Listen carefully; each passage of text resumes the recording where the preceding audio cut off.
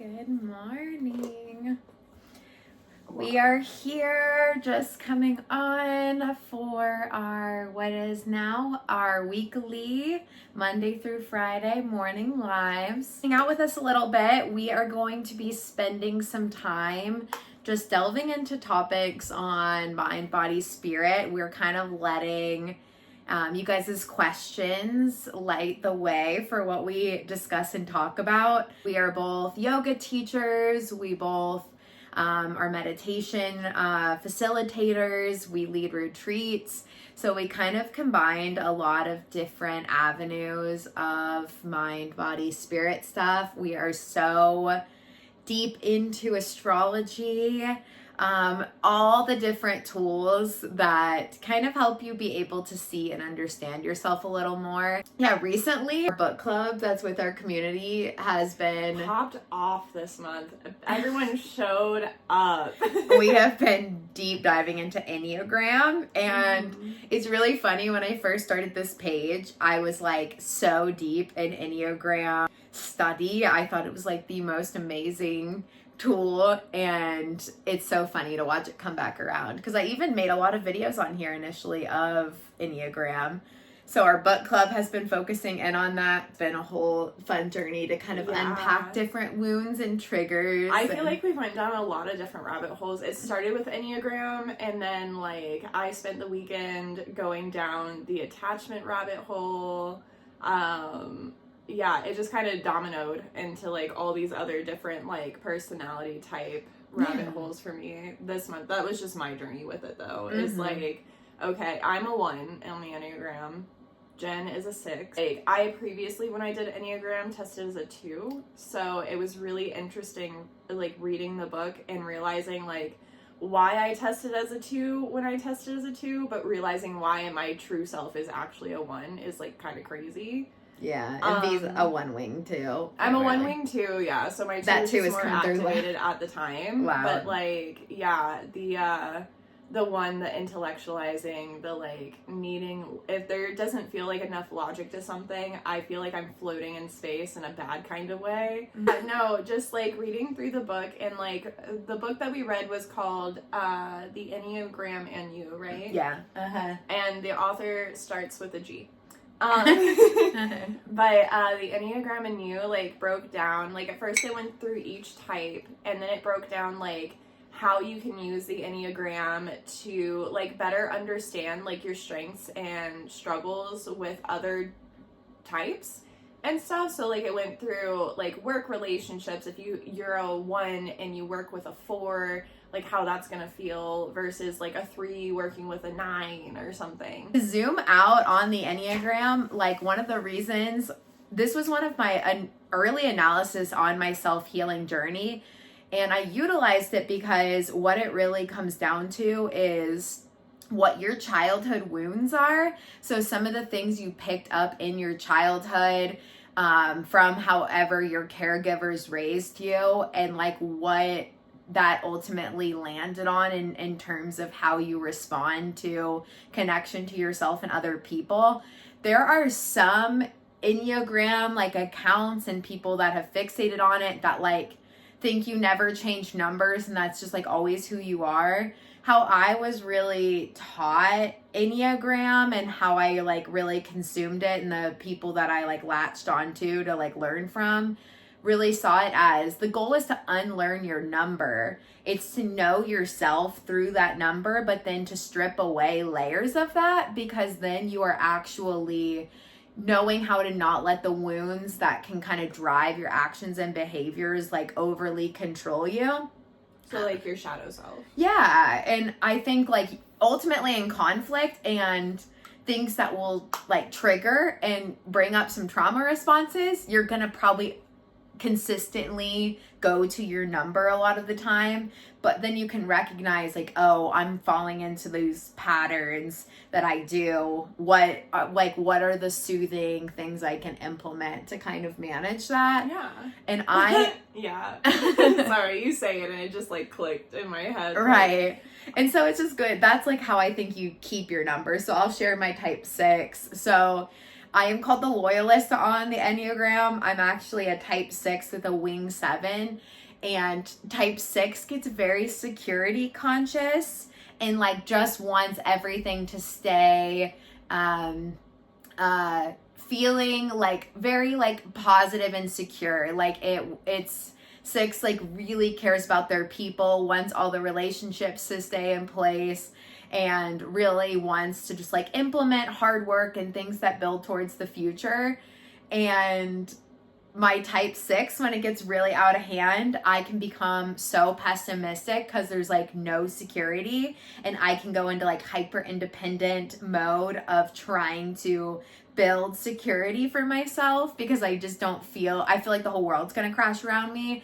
And we have recently moved, and there's been a lot of like seeing the shadows trigger response. And yeah, I like need to in those moments go into like hyper hustle, and I can so see my Enneagram come out. Enneagram is a self-analysis tool. If you actually just like Google Enneagram quiz, it's spelled Enneagram, and Enneagram is like a whole system. Myers-Briggs kind of got canceled because the original people that created it were not the best. And I would say Enneagram has some kind of cult rabbit holes that you have to be slightly careful of. Don't go too far. I was really happy though from my religion trauma.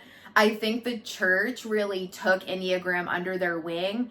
But you know, we'll take every little bit of people that can be in a religious sector doing self-healing work. So no shame. I'm actually very happy that it got accepted as a way to look at yourself, because I was taught to never look at myself in church because that was selfish. I mean, it got accepted for like 3 seconds. I'm gonna, and then the ones who got called out for who they are said, the devil. Yeah. It's very funny to witness, but I loved hearing your sister explain that. Yeah, ultimately, I think learning your type, it's just a way that you can communicate with your partner. So if you're in relationships and you struggle with conflict, I think Enneagram can be a really good way to understand you and your partner's interpersonal connections and why you do what you do. So V is a type 1 and I'm a type 6, and one of our biggest things that like really works together is we both really crave self-improvement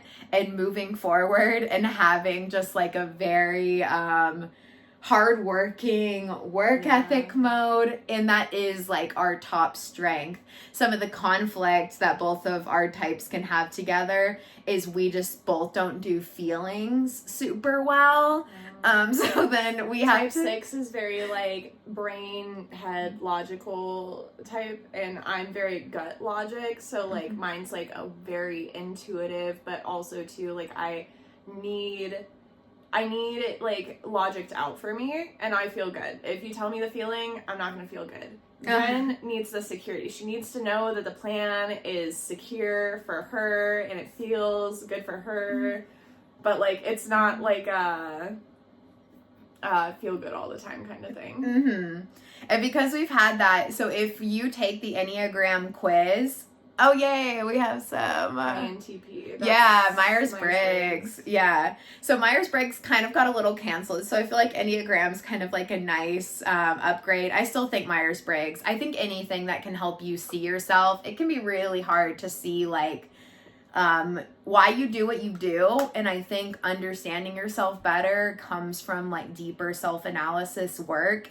And yeah, Enneagram, I think, has been really just nice. But once you know what your number is, you can type in your number, and there's a main Enneagram website where you can see your type with every other type, and you can pretty much see where your strengths and conflicts will go with any number. So once you learn, I remember when I first learned my number, I had my whole family take it.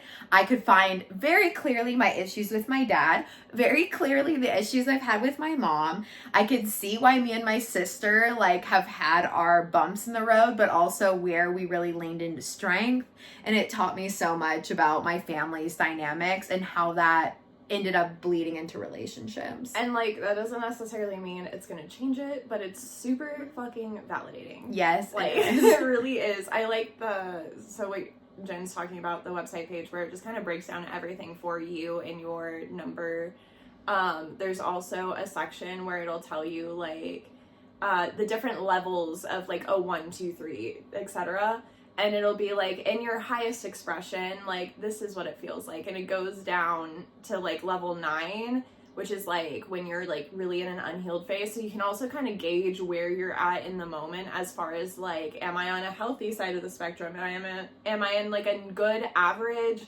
Or am I like kind of dipping below the line and probably need to check myself a little bit, which is nice. The levels of health are really nice because for like my type 6, when I'm doing really good, I'm hearing everybody, I'm listening, I'm gauging everything people are telling me and applying it really well. When I start thinking like everyone is going to abandon me, or people are maybe tricking me, or I start being paranoid about the things that normally don't give me any paranoia, I need to integrate some more self-love and healing. We're talking about the Enneagram this morning. Yes, so hang out with us. Thank you guys for being here. We are just talking through, we have a book club with our Sensible Soul community. Yeah, our little community that we do, and every month we pick a new book, and we have just been delving into Enneagram, which led to V and I having lots of conversations on attachment style, childhood wounds, oh yeah, fun. Absolutely. And yeah, I think this is all such beautiful stuff because ultimately it's so sad when you feel really lonely, and it's really sad when you also are not able to love yourself and love the people around you in a way that actually feels really connected. And when you are at the whim of your trauma responses and your triggers, and every day you are feeling just overwhelmed and you can't even have conversations, that is the most frustrating thing. And I think when you actually find deeper healing, that feels so beautiful. And then all of a sudden, everything around you starts to be better. Yeah.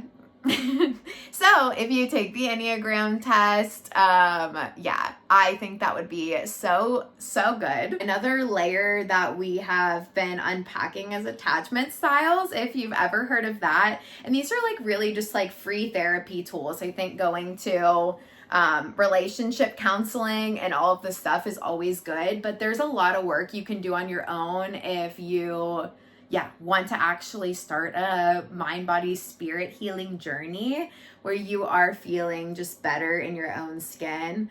And yeah, attachment's another like really big thing that has been helpful. Yeah, so the attachment rabbit hole that I've went down is like the different attachment types, such as avoidant attachment, anxious attachment, disorganized or secure attachment. And for me personally, I am a disorganized anxious attachment. So and a lot of that, again, just like the Enneagram, a lot of where your attachment comes from has a lot to do with your early childhood, how your parents were, how honestly reliable and secure your attachment to each parent was, then shaped you as you like grew into like a adolescent. And then as you gained more time as like an adult, like your young adult, still kind of adolescent age, and you started interacting with the world around you, your attachments to different people also come into play. So like the disorganized anxious attachment has a lot to do with just both of my caregivers were like inconsistent in different ways. One of my caregivers, full on anxious attachment style, and then the other caregiver literally jumped the secure attachment and the disorganized attachment line like a fucking jump rope. It just depended on the day. So that caused me to have a disorganized attachment style that leans more anxious. So for me, I really have to be aware that when, honestly, when anxiety spikes in my body, I have to like vocalize like, oh, my anxious attachment is triggered. this is what triggered it. Give me a minute, and I have to go take time to myself, and I need to find my body, because for my attachment style, what happens is if it gets activated and I'm all of a sudden in like this fight, flight, freeze, fawn mode, that I'm out of my body. And the more I can get into my body, the more I can regulate and come back to like reality, and that like I know whatever triggered me, it didn't actually, like, they didn't necessarily mean for it to trigger me, and that's just because of my attachment style, which is kind of funny because if you've been with us this last couple weeks as we've come on live and talked, Jen and I have talked a lot about the mind, body, spirit connection, and like our just spiritual practice and stuff, and how for me spirit's really easy, mind's pretty easy, but like being in my body is harder. And then reading about my attachment styles this weekend, and that was in a book called Polysecure, but reading about my attachment style this weekend, I was like, no wonder body is so hard for me, because as soon as I get activated, I leave. So like I just thought that was really interesting tie around to my attachment style. Yeah, and all this work that Via's sharing about learning attachment style is so you are not overburdening the people that you love and that are around you. You're learning how to take accountability for the stuff that maybe just causes you to get angry out of nowhere, or isolate out of nowhere, or, you know, just feel completely shut down. And then you're not actually meeting things with the like higher wisdom you can gain when you start to understand like, oh, I'm just in a triggered place. I am just needing to come back to, you know, whatever ends up being like your set series of practices. And then I can better engage with the people that I love and that I care about. Thank you guys for hanging out with us. We're just like talking attachment styles and Feel Enneagram. Free to share anything that resonates. If you want to, you can also just lurk. We are yappers by like birth. Yeah, for sure. So yeah, what V was sharing is that, yeah, for attachment styles, I tend to operate in very avoidant, so I would rather not talk about anything that is, I don't like feelings by nature. I would rather just like work, do all the thinking, and not, I like actually saying what I feel is very difficult. I have a lot more logic brain, and I can say all the things that are bothering me, but like putting it to a feeling is next to impossible. So it's taken a lot of freaking work to get to that. And yeah, for me, I had my caregivers early on, like linking an attachment style. They would completely they just like weren't very present. I think both of my parental figures like just had so much emotional dysregulation themselves, like they couldn't even really be parents. So a lot of times I parented my parents. I was in charge of like our household. I was in charge of kind of regulating everybody, because no one could like get a grip growing up on what reality was. And so I tend to be very avoidant because I had to do so much for myself. So I'm not used to asking people for anything or leaning into like feel good nurturing. No, I would rather just deal with it myself, not involve anybody, get to the simplest solution, move forward, and not have a feeling about it. But over time, that leads to you being like really high risk for burning out and shutting down and like feeling very lonely and not really having any connection. So I've had to work a lot on it. I've done a lot of work on being a better communicator, leaning into love more and not always trying just to be strong and move on, and realize that like I thought my strength and being able to not be emotional was so great. And then you realize that half the people that don't lean into their emotions just end up like harming themselves and having like major consequences of that, like midlife. You don't get away with all work, no heart. That's not the way we're supposed to live.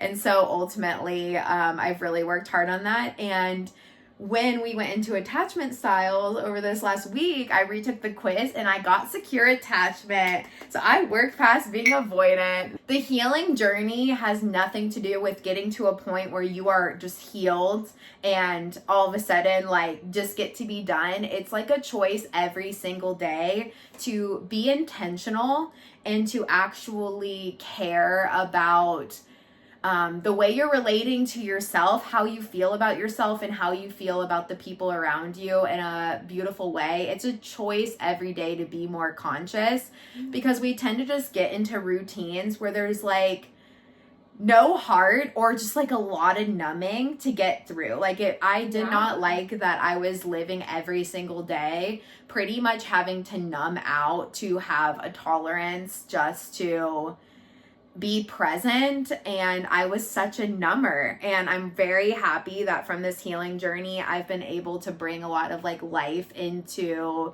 everything. And yeah, I would choose this journey every day. I don't like being unintentional about my time anymore. I don't like the version of me, like we're both sober, and being sober is not easy in this world. Like we saw a TikTok one time that was like, what's the hardest drug? And someone was like, sobriety. Like doing life raw is hard, man. It is. Also, I just want to go back to a comment. Shelby, I will drop the attachment style quiz in the community when we're done. I already noted it. So if you're a part of our community, I'll have that in for you. Yeah, so we have a $10 a month like community where we kind of go over different facets of mind, body, spirit. So we're both yoga teachers and we teach meditation, and we share that really regularly because for both of us that's been a really good tool to feel better. And yeah,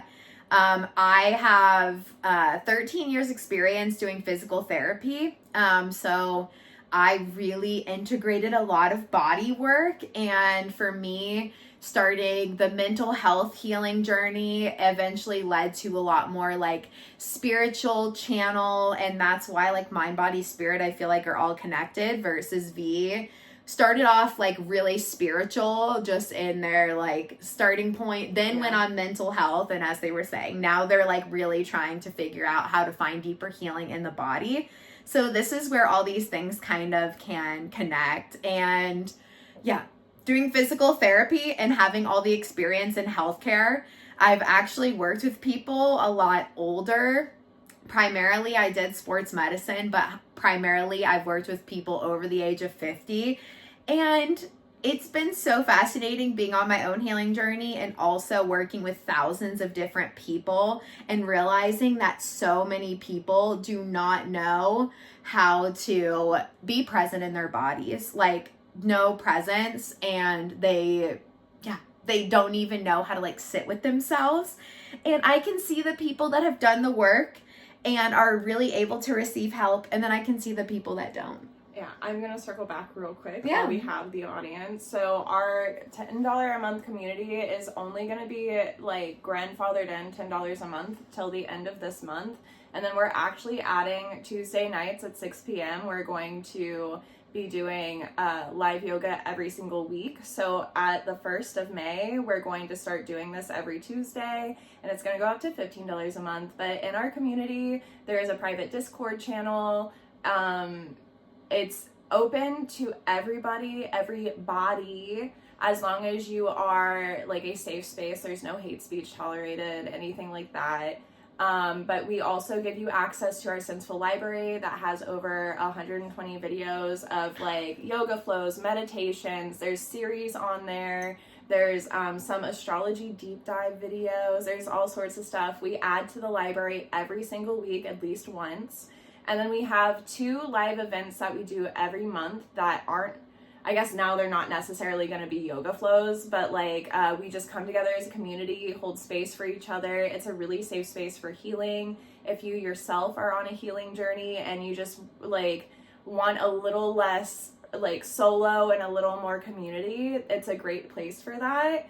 I also think one of the most beautiful parts about our community is we do have a consistent amount of members in there, but we notice everyone takes the community at their own pace. So some people we see every single week and they're checking in and they're always like chatting with us. There's other community members who show up maybe once every couple months and they just give us their update and then they go on, and it just feels really good to know that everyone feels safe enough to come use the space as it feels good for them. So that's my spiel.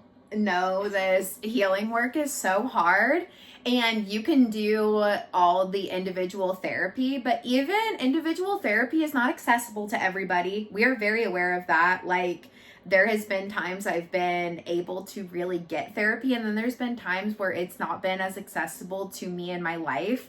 And so there is also the individual journey and the importance of taking what was an individual journey. So if you've been doing like private research by yourself and you have been digging into the books and all the things to do healing, it's also important you know how to like plug back into people that are gonna understand your language, or it can all feel kind of isolating. So I think there is a benefit to doing things alone and doing the self-love healing journey, but if you never plug it in, that also can feel really sad. So it's this balance of solo journey and then community. And yeah, I think that is very important too. So what we are, yeah. Oh, I was just going to say also, if you're not like looking to invest in the community that way, we are here live in this space Monday through Friday for as long as we have it.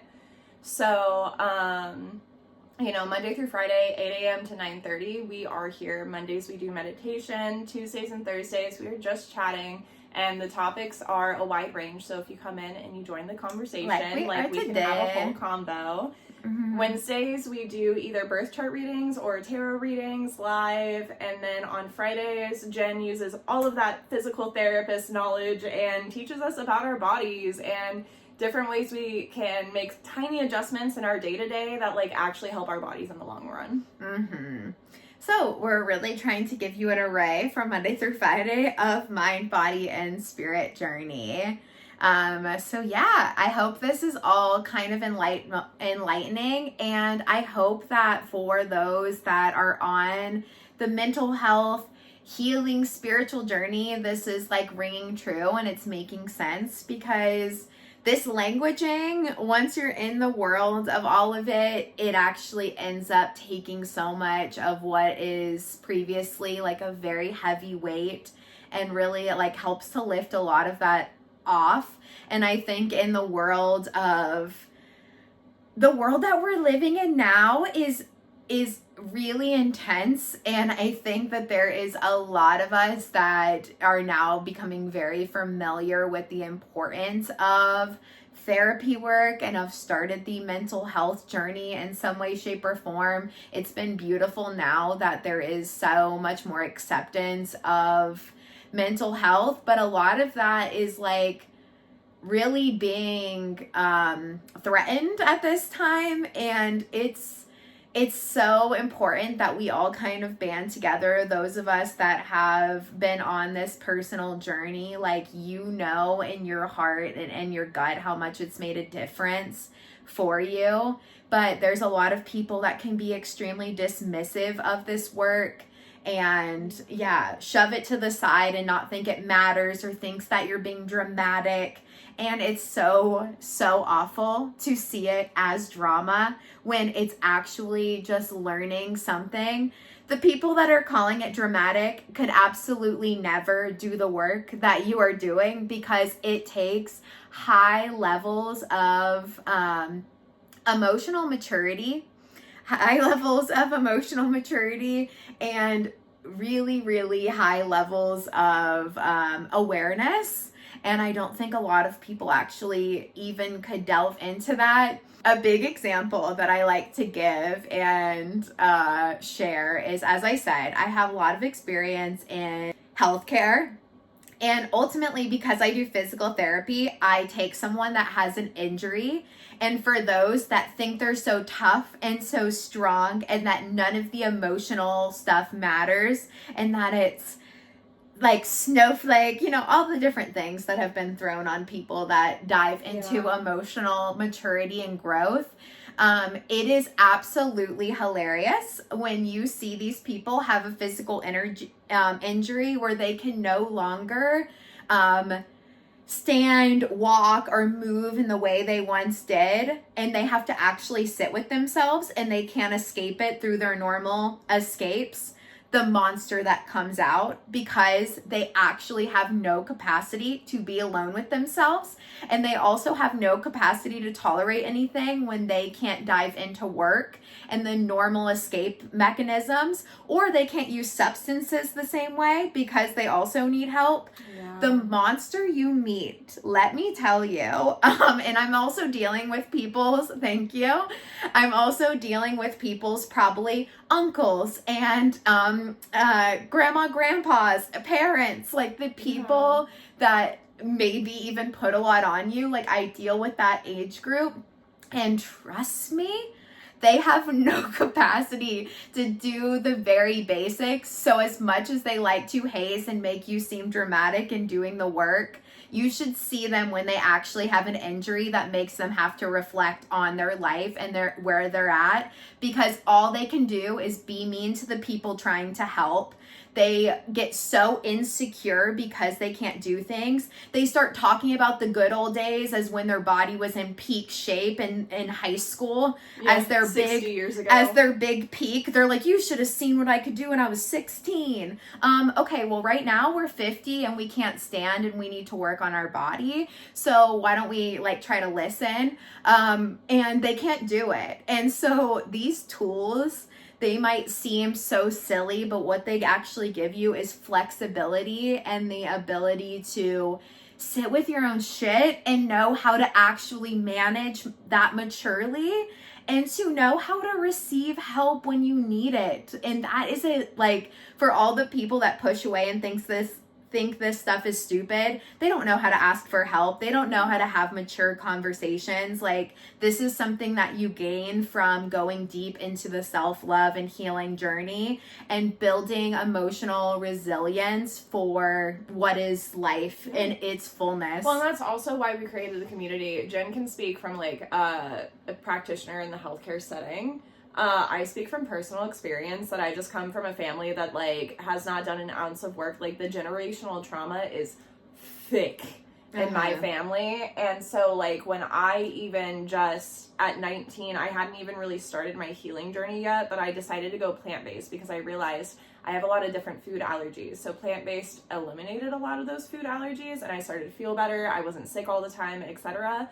And just me choosing to eat vegetables was such a trigger for everyone around me that God, you would have thought, I don't know, I committed crime. We were both raised in the South, in Florida. This is also to be so noted. So anyway, not only starting my healing journey was I doing big scary things for myself, but it was also navigating all the deflection, because what it is people who have chosen to cycle, and if you did our meditation, it's cute how this is circled back around on accident, but if you did our meditation yesterday, we did a meditation on the mountains we carry when we were only supposed to climb them.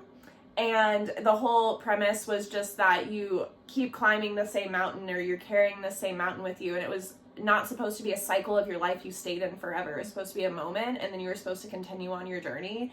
And I think when people see that you continue on your journey, but they're still climbing that same mountain, it's very triggering for them as to why do you think you're so good to just move on and now you just think you're better than everyone? Actually, the opposite. I don't like my behavior, Susan, and I want to be a better fucking person, so I'm working on it instead of just being this is how I am. It's just, and that's my choice. You can still climb your damn mountain over there, Susie. There is a lot of bitterness as you go to expand, because the more you learn and grow, people's insecurities trigger up because they actually don't understand what you're saying, but versus ask questions maturely or lean into something they don't know, they would rather get defensive and double down on the reality that they can understand. And this is a communication skill, to learn to ask questions, to learn to take in information that might be foreign to you. That takes a lot of maturity, and a lot of people stunt their growth because they're not willing to actually delve into topics that might bring up more emotions than the 10 set emotions that they've dealt with their entire life, and that they want to stay in.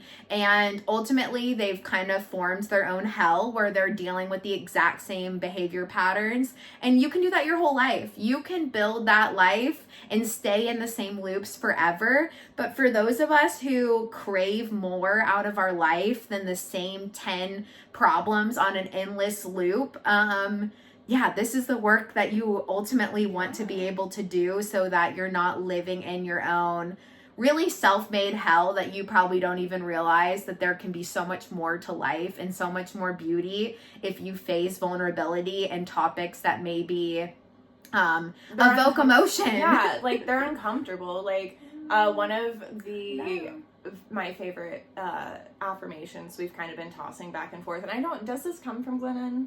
The hard thing. Yeah. Mm-hmm. So Glennon Doyle, great read. She's Untamed. Mom. All hail. One of my favorite books. It's a comfort book for me. But she says all the time, we can do hard things. On top of we can do hard things, when you're doing the hard thing and it feels scary and it just feels like so chaotic because your nervous system doesn't know how to handle that newness, it's not hard because you're doing something wrong. It's hard because you're doing something right. So like all of those things that like we've worked through, and like mind you, we're both still really young. Like we could have held on to all this shit and been 60 and been stuck in a chair. We're just working through it now, so when we're 60 stuck in the chair, we're not freaking out on the poor CNA trying to help us. Like, you know what I mean? So yeah, like if you are on your healing journey and it feels like every time you try to take a step forward, it feels very chaotic, just know it's not hard because you're doing something wrong. It's hard because you're doing something right. Mm-hmm. Someone also asked, and I kind of feel like we're like teetering on the edge of this topic anyway, how we both found the courage to come out. And I think the answer is honestly like we both are living our most authentic selves. Mm-hmm. And that came from doing the work. Mm-hmm. And like it gets to a point in doing the work where like granted we're both autistic. I think we both have masked a very large amount of our lives. So like we're in this era of like unapologetically autism, like where I cannot mask to save my life anymore. Like I know I used to be really good at it, but like now I'm exhausted. Like, honestly, if anyone's going to be exhausted, I'd rather be comfy and you can be exhausted trying to keep up with me. And I know that might sound a little toxic, but I don't care. Like, I'm living my most authentic self, and that comes from, like, a ton of healing work and a ton of, like, just owning my own truths, and that's where I jumped out of the broom closet in every single sense. Yeah, for me, I think I would never... So I lived in a very extreme evangelical household, and I didn't even know what my truths were or what I needed. Like, I don't feel like I ever had to shove anything down. I just didn't know myself. Like, didn't know it was an option. I was kind of the same way. Like, I was too busy surviving, but then once I did all the healing work, it just kind of like came out one day, and I was like, what was that? Yeah, I was so dissociated out of my body that until I started, so yoga was one of my earliest things, and until I went on my yoga mat and realized how little I could sit with myself, my own thoughts, my own feelings, and that I was staying busy around the clock. Like, I was the person that would... If there was like one moment of silence, I'd call somebody and make sure there was like someone on the phone constantly. There was noise constantly. Like, I was filling in every single bit of space in my life so that there was no time to look at me. And once I started going to yoga and I realized this pattern in myself and how much I couldn't do it, I started figuring out how I could tolerate doing it. So I started showing up to yoga a lot more consistently. And when I did, I think I also started learning how to feel more calm with my feelings, with my thoughts. And once my nervous system was in a better place, I think a lot of the truths just started surfacing a lot more. I started realizing how little, like true joy I was having. Like, yes, I was getting people to like me. Yes, I was digestible to most people, but the people around me were not even the people that were encouraging the best versions of what my mind like was craving. And I think coming out and stepping into that became a like non-negotiable, because I really wanted people around me that mirrored the absolute best I don't really know what that does. sides of myself. So yeah, I think that's how I kind of found the bravery, was just understanding the importance of the journey, and being able to meet every single day with just more authenticity. And authenticity is not an easy path. For choosing the journey of authenticity, every single step is a challenge. And we often think, as we do the healing journey, it's not all going to feel good.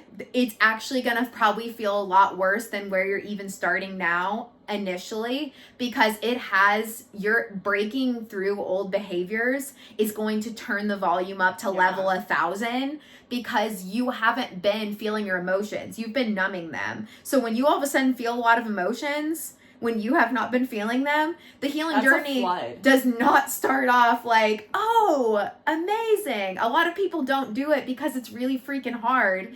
And it's hard because you are opening the door to things that you have tried to shut off. And we talked a lot yesterday in our conversation, which is up and posted, but about your thresholds and retraining your nervous system to be able to tolerate more. And how you have to kind of like lean into a little bit and then re-regulate. And I think for us, like finding our authenticity and braveness and being both like together and owning our queerness and owning our neurodivergence and all the layers, turning our hyperfixations into like a business that doesn't just like sustain us, but then also like we're able to hold space for people who also want to go down that path but maybe need more support than what we had. Mm-hmm. That's fucking beautiful. It's so exciting to like be in that space. And like I did a meditation like regression this weekend, and I started with like my 13-year-old self, because I think that's where like life got really hard at 13, and like I just felt probably the most unsettled. And so at 13, I started choosing to be brave just to the next day, like 12 hours at a time. I just had to be brave 12 hours at a time. And then from 13 to 17, I started to feel that threshold, like, okay, maybe it doesn't have to be 12 hours. Maybe I can do 24 hours. And then 17 got even crazier. And instead of like falling back, like, because for 4 years I kept just choosing 12 hours of braveness, like, and that has evolved to now I'm almost 30, and my threshold, like what feels hard today, honestly feels so silly to me based off of like what over 10 years ago felt like, because like, yeah, like I have built a capacity to now kind of be nitpicky about the topics of healing that I'm in, that like 15 years ago me could barely go 12 hours without a panic attack. Mm-hmm. So I thought it was a really helpful thing for me to do this weekend, do the regression, to like remind myself how far I've come. Mm-hmm. And realize that, yeah, the start of my journey was way messier than I feel like I am right now in my new stage of healing. Now I get to build a capacity for joy instead of a capacity for just surviving. And that's kind of really freaking beautiful when, like, even 20-year-old me would have never put that on their radar. Mm-hmm. So, and everyone's journey is different. Like, the reason you want to heal behaviors is going to be different than mine, than Jen's, because it's a personal journey. But what's really beautiful is being able to like be held in a space and supported in a space where people get like, yes, that is really hard, but like you did the damn thing. Mm-hmm.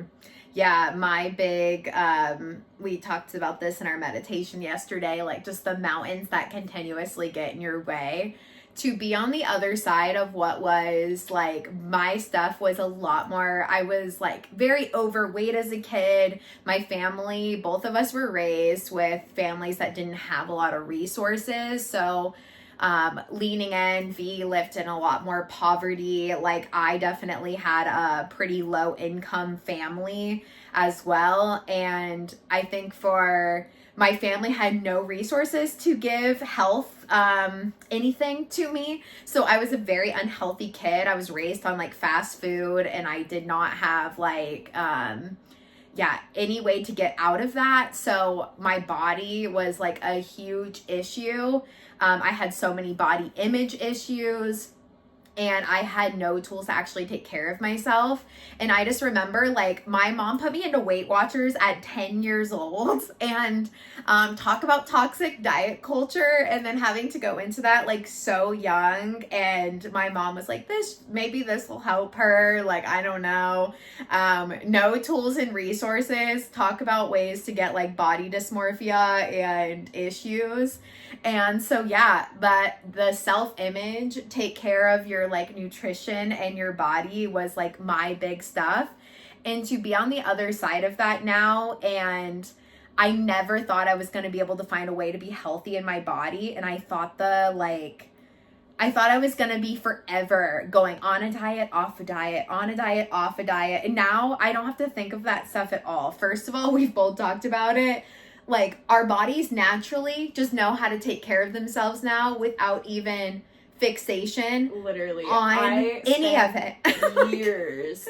Yeah, so for me, it wasn't really pushed upon me, but like my mom and my aunts were obsessed with weight and stuff. So like I inadvertently, like, you learn by what you observe, you know? And I remember spending like years in the gym, and like my body was dying while I was like spending hours at the gym trying to like hyper fixate on this perfect body. And I don't really try for any of that anymore. And my body has probably been like the healthiest and happiest it's been this entire time. Surprisingly, when you learn to love yourself beyond the number on a scale. I haven't weighed myself in 6 years. The doctors have to like double down and ask a lot of times. The nurses always get so weird about it, because then they're like, oh, it's okay. Like, they think she's being weird about it, but like, I just don't. They're like, honey, you're fine. I'm like, nope. If I know the number, I fixate on the number. Please do not tell me the number. I used to weigh myself like 10 times a day. It's not healthy for me. And they're like, oh, you look good. I'm like, it has nothing to do with how I look. Okay. It has nothing to do with how I look. It's unhealthy for me.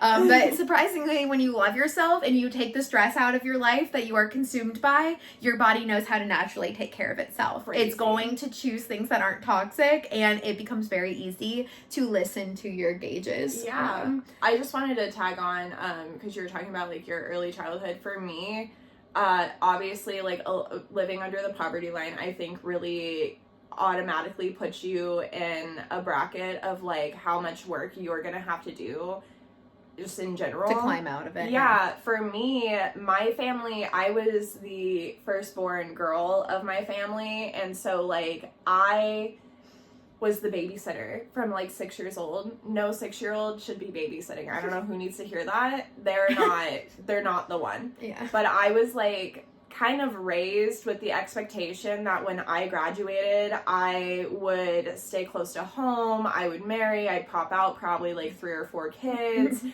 then I'd take care of my grandparents, I'd take care of my mom, I'd take care of the extended family, like the aunts and uncles, because I was the only girl in the family for like so long that like I was just expected to grow up and take care of everybody, and kind of like never choose myself and never choose anything for myself. But honestly, 17-year-old me would not feel this way, but lucky for me, I also was raised in a home environment that like made me question constantly, like, why would I choose you guys? Like, you guys don't take care of me. Why am I expected to take care of you? So that's what really catapulted the start of my healing journey at the ripe age of 17. Yeah. And I really started like asking questions that no one wanted me to ask. And initially that was really hard. I was homeless at 17 because I was like, I'm not gonna fucking take care of you guys. Like, but then from there, I learned how to take care of myself. I learned the life skills I was missing because at 6 years old, I was told to take care of everyone, even though no one really taught me how to do that. And then like I've slowly worked my way up from like, okay, this is how we survive, to I don't have to just survive in this life. Like, I can find a way to hold capacity and live and experience my life. And I've even gone so far as, like, I know I'm not having kids in this life, so now I get to be even more selfish and choose things that specifically, like, I'm gonna turn 30 this year, so what is the next 10 years of my life gonna look like, and what do I want to dedicate that time to? And just being raised in an environment where I was never supposed to even have that thought is so crazy, but also so, it feels really good to know that that is where I'm at in life, and I get to, like, ask myself those choices, and, like, some people would be happy with that, and that's cool if that's what you choose, but I think everyone should be able to choose. Generational healing is what it's given. And also, I'm already seeing the ripple effects in my nieces and my nephews. Yeah. Like, truly, I'm watching them. I have one niece that is just turned adult, which is crazy. Like, oh my gosh, to have another generation in the adult realm already. But she and I have conversations every couple of months, and she's always like, oh, your life's so cool. And I'm like, yeah, just remember that I don't do all of these things like everyone else is going to tell you to. Like, my life is the way it is because I don't let my partners define who I am. Like, I love Jen so much, but, like, I am my own person, and when I find stuff in myself that I do or don't like, I either lean into the stuff I do like, or I sit down and I take time to dissect what isn't landing well with me and how I can change that and integrate it into my life, aka don't make your boyfriend your whole personality. And then I'm also like, I also don't have kids. Hold on, we gotta do the puzzle. Boop. Okay, yeah, I also, like, I don't have kids, so I have a lot more freedom than if you end up popping out a kid in the next couple years, so just keep that in mind. Like, not that that's a bad choice, but my cool life is very circumstantial, but it feels good to see that generational ripple effect already, and it makes every ounce of hard work I've done so worth it. I do it over again. Yeah, you don't get a lot of validation in the moment from especially the people often that were in your hometown or in your family. They don't often validate your experience of healing as you're going through it, and you can't live for that validation alone. I think you can plug into community that gives you that validation. Yeah, like-minded people. Which is what we are always trying to do. But at the same time, it is so cool because even though you don't get the instant gratification that we can live on, it is so beautiful to see people impacted by your healing journey, and it usually doesn't come in the moment but comes later, where all of a sudden you're getting to see how your growth actually did have an effect for other people in your life. My sister and I we went, some time like no contact. We had a lot of issues just having our differences. V left their home at 17. I left really young too. And just like had to go out on my own right away. So there was definitely just like differences we're both the oldest sibling too. And which is its own set of healing. Yeah, right. But yeah, I think it's been really beautiful because the connection with my sister, I was very misunderstood in my expansion and healing journey for a long time, but we are on the other end now where like we've learned how to actually communicate past the communication level that was appropriate in our household, which just led to a lot of conflict or avoidance, like on the big spectrum. Like usually avoidance, like I lived in a household a lot more where just no one ever talked about anything they were thinking or feeling. And being able to actually bridge past some of that, like that is the generational work. And we are in such a good place now, a place that I don't think we would have ever thought was possible initially. Yes, it's so beautiful. Thank you guys so much for everyone who is just chilling, listening to us this morning. Someone said they're drinking lemon zinger and peppermint tea while listening. That's so cute.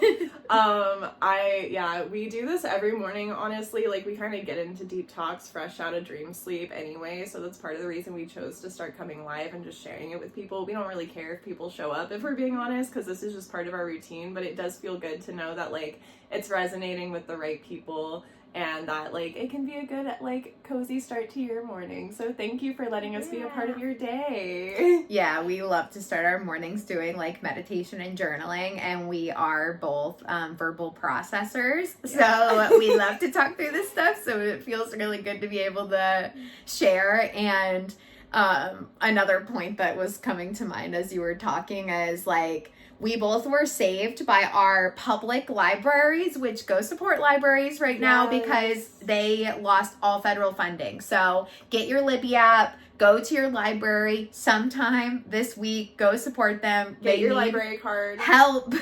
But we were both saved by our libraries because what we saw as gaps in what our family was giving us, we learned to read books and take in information to expand our starting points. And for us, like we're just like super big readers. We listen to audiobooks really regularly and read physical books really regularly.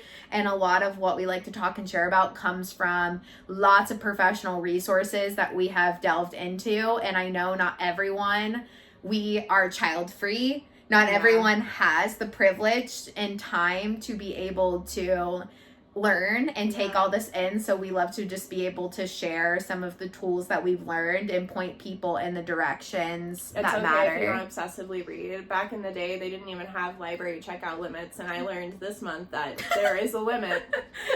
And I have reached it. And I'm really upset about it. But we both were raised as like we just like left our childhood households and went to libraries. Well, we're both autistic too, and like Jen said, we're verbal processors. Both of our families, like my family does not. I'm such like I'm sure everyone's heard the TikTok sound that's like, you ever think the wind's trying to tell us something? And then the other person's like, I wish you would stop saying weird shit. Is like the entire energy of my family. Like they're like, I want to love you, but like I don't, what are you even saying right now? And I'm like, it's okay that you don't understand, I do. But the public library and the resources, like that was so helpful for me because I started finding the answers that they just were not willing to find for me. Both of our families got exhausted by our questions and our deep thinking and processing. My family is still exhausted by them. Yeah. Like truly, like my brother will call me maybe once a month, and I get like three little points in, and then he's like, I'm just gonna talk about cars actually. And I'm like, okay. Most people go through a lot of their life not wanting to think because they don't want to feel, and thinking and feeling go hand in hand, surprisingly. It's wild. You found the limit. It's I'm upset. So I have, just for the record, a little book info dump for you guys. I have Spotify hours. I get 15 hours of Spotify every month. Audiobook. We get Audible. We have an Audible book, and then I'm on Jen's library that's been around longer than I have. So I've slowly been going through her entire library. I have like 60 books. I'm almost caught up though, so like it's getting tricky. It's becoming rereads, but that's okay. I love rereading books. Remind me of the information I already know. So we have Audible. Then I have the Libby app. Well, it's actually Hoopla is our library, but Libby is another one I have, and the limit is 10.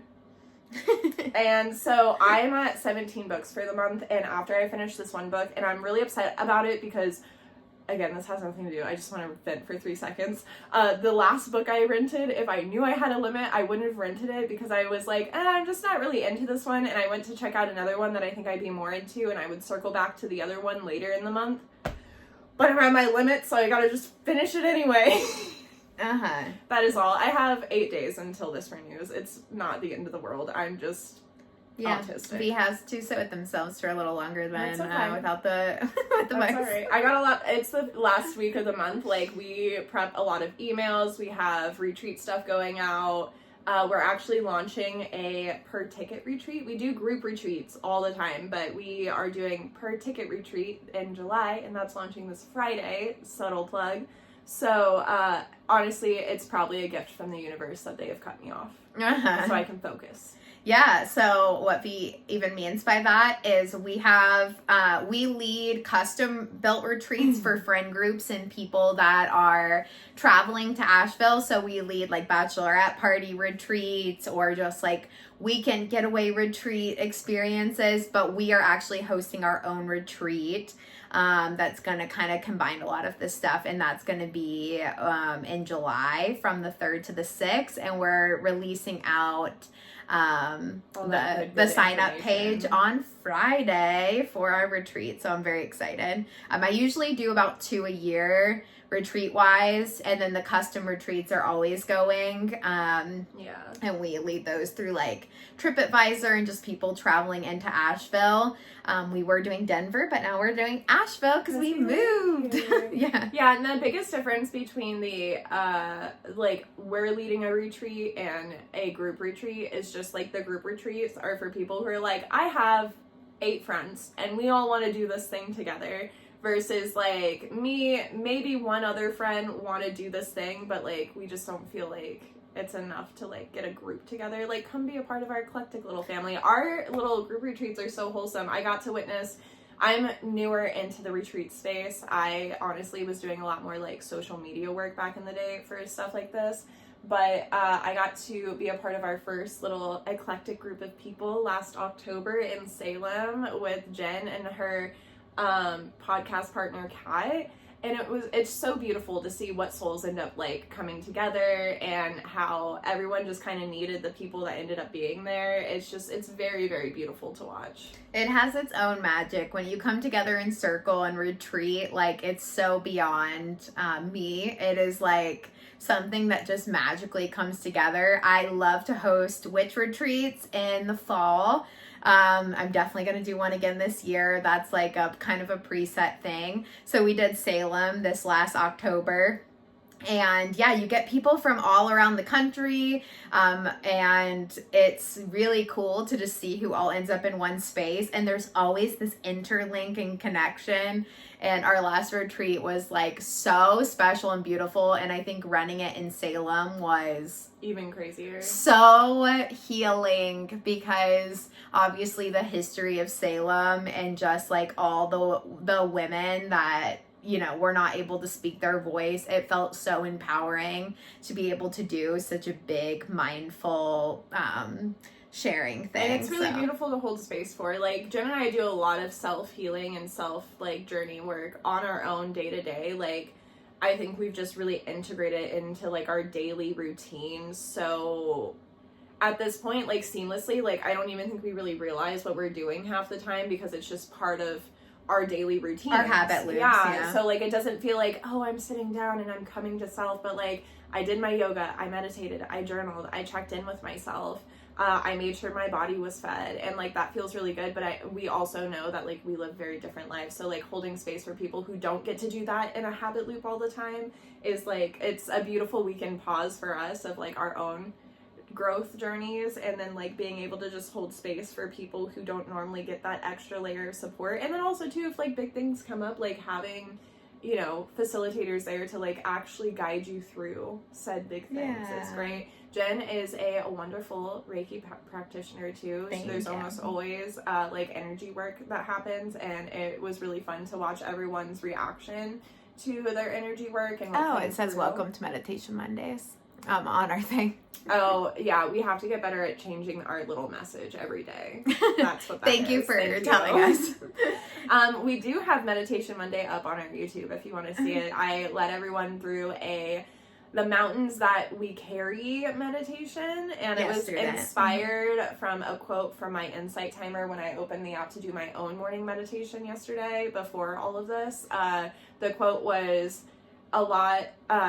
some of us are carrying mountains we were only ever meant to climb, and that really resonated with me. So I wrote like an entire journal post about it, and I translated it into a meditation. We're both also neurodivergent, and honestly, like holding time is really hard. So thank you. It's definitely going to be one of those pre-live checklist things. We have been, we just finished watching Love on the Spectrum, and it is so beautiful too. It's really nice to be seen. Like it is. Like it's kind of, some of them are a little more extreme, but like it really is really nice to like see ourselves actually represented. Mm-hmm. We are both autistic. I am also ADHD and autistic, and I have just a pretty heavy dissociation disorder too. So like between the autism and then the ADHD, the autism and the DID, like it's just really nice to see, like, look, people like that also too, like, love, they just love different.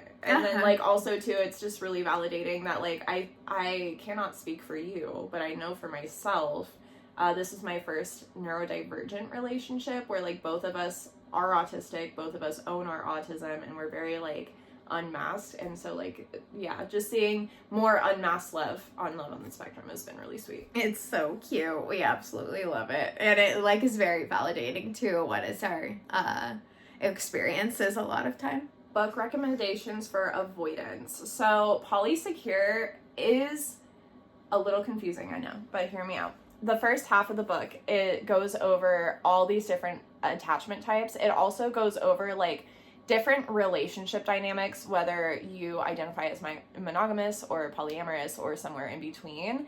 So Polysecure is a really good book, in my opinion, for just learning different attachment styles and even how you want to navigate in relationships, again, whether that's monogamous or not.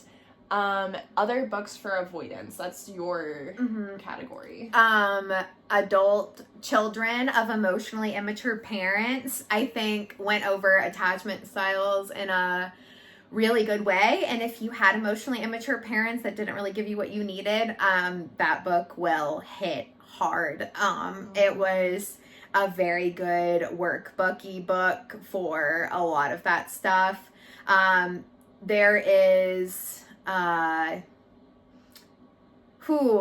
Thought It Was Just Me by Brene Brown, I think unpacked a ton of shame cycles that existed from lack of connection and just being more avoidant because of high shame patterns.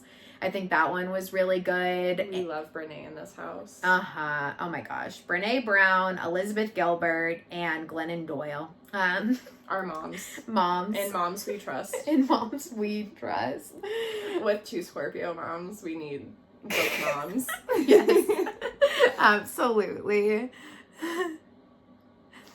Yeah. Yes. So it's so funny. We love quizzes with our neurodivergence. We love to break things down from, like, a quiz standpoint. And there is the autism test online that was a part of, like, my diagnosis journey, but it's called the RAADRS test, RS test. And it's for autism. And this is where my father finally, like, leaned into autism usually goes down the paternal line. My grandpa is 1,000% autistic. He did not have the tools. Like, that was not available to him. But, like, his fixations and his stuff is loud. Next level. My dad is autistic. He is now accepting this and is now getting, like, the help, but he didn't get help as a kid either. And I am the next in line, and who knows how long that line actually goes. But it has run down the paternal line for me, and it usually does. That RAADRS test is anything over 65 is, like, high risk for having autism. So you're supposed to look up, and I am in the 150s, and my dad was 188. I'm 182. I have a doctorate in autism. You know, I'm really good at, if they would have given me mental health quizzes in school, I would have been way better at testing, because let me tell you, I ace every test, even if I'm not trying. I love it. The Scorpio. Yeah, we both have Scorpio moms. We've had to unpack a lot of that. We do love Scorpio. This unhealed Scorpio mom trauma is, like, we were just autistic looking for answers, and the more you dig into a Scorpio, the more they push back because they don't like to be so exposed. They like you to do the exposing, and I don't think that was, like, quite clicking for our autism all the time of, like, craving answers and then having a mom that wouldn't answer any of our questions, and if anything got more threatened by our questions was a problem. We are Geminis. We're probably, like, the worst for Scorpio. Hinting the endless back and forth talking with no stopping. Monday through Friday for an hour and a half. Easy. Gemini core hard. We don't even just have Gemini signs, like, it's strong in our stellium. entire I do have obviously we all have Pluto Scorpio. If you are Pluto Scorpio generation, we're close enough in age range that we're both Pluto Scorpio. To explain that just means most of millennials, if you identify as a millennial, Pluto in Scorpio is what we all have as a generational planet. Yes. So we all do have, if you're a millennial, you have Scorpio energy in your chart, regardless of if you are Scorpio or not. But my North Node is Scorpio, so ironically I'm supposed to reach towards Scorpio energy, but I was not given. V needs Scorpios in their life, so yeah, we're going to talk astrology a lot tomorrow. So if you want our astrology channel, that's going to be very loud tomorrow. Yeah, I don't think there's a lot. We are astrology autistics. Very loud. We don't. It's not swords. It once was dinosaurs. Dinosaurs. I've been down sharks. I was already an astronomy nerd, so like I just liked. My dad gave me this fixation when I was little of like looking at the stars and finding all the constellations. I was already there. And then I was kind of an astrology nerd, but no one explained anything beyond sun sign to me. And then Jen came into my life, and now it's in we are astrology autistics. Yeah, I just needed someone who could talk about it with me. So that is always going to be our channel.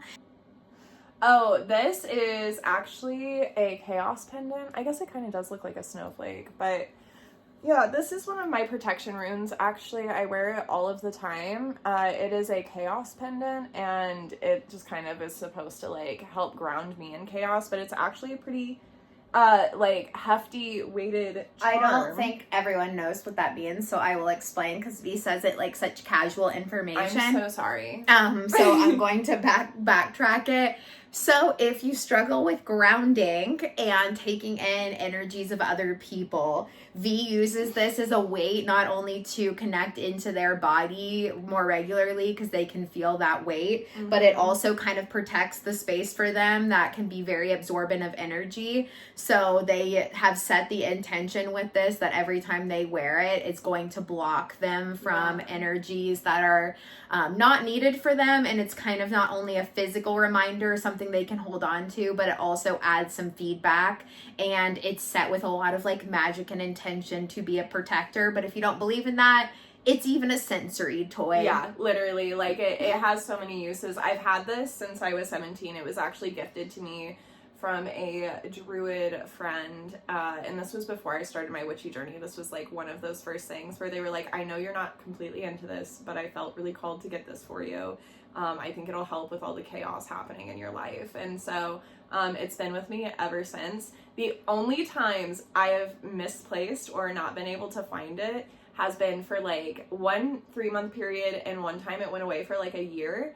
And both times it was because I wasn't learning a chromatic lesson. So I kind of feel like my guides were like, all right, well, I'm not going to keep protecting you. You need to feel it and figure it out. I can tell without the added grounded tool, V gets very lost. If they forget to wear their necklace, I can see a big difference. So fast. I always carry like fidget crystals.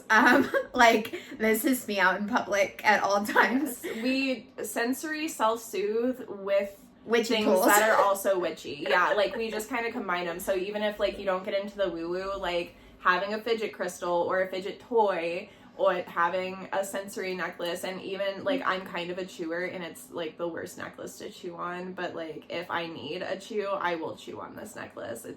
I don't recommend it. It's not the right material, but it's true. But it also helps you be aware that you're in a dysregulated enough place that you're wanting to chew. Yeah, great. Yeah, or just pulling down, like awareness, feeling myself in my body. Like it's helpful in its own way. If you don't believe crystals work for you, then you also, I mean, why not just hold it and then you have something to squeeze and hold, and you don't have to believe that it does anything, but we'd argue, but that's a different conversation. Okay.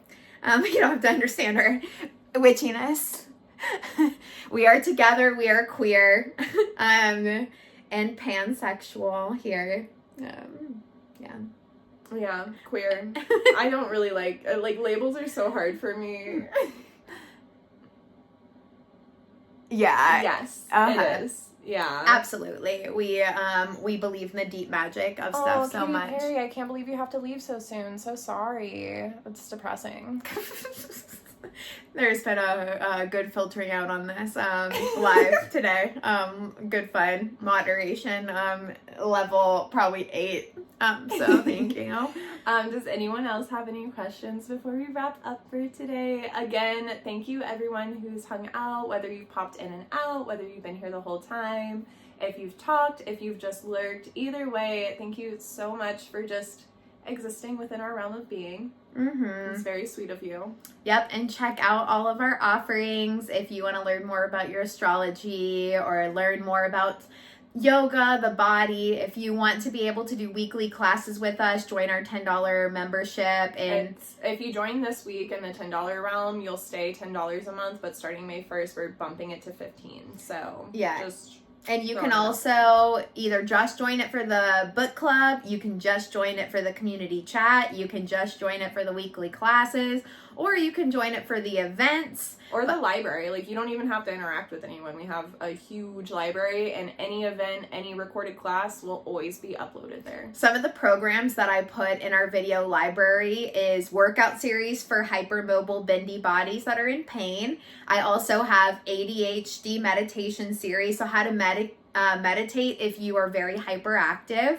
I have a low back and posture series. So if you are struggling with like low back pain and you want to start by getting into your body in a more therapeutic way, I also have the posture stuff, and we will have it for summer, but we have guides for all of the different seasons. So we are currently in spring. Yeah. We believe in matching the magic that is nature's cycles. So we are in the spring season right now. We just released our Taurus section of our spring program last week. Yeah, so we are now in Taurus season. There is a lot more earth energy that we're all going to be getting. We have been living in fire and water energy the last couple months, and if your personal life reflects some fiery and emotional intensity, this is why. Yeah. We now are getting a little bit more earth energy, and it is so freaking needed. So thank you, Taurus season, for being a reprieve that has been overly enhanced fire and water energy in the ethers. Ironically, I've been hungrier too.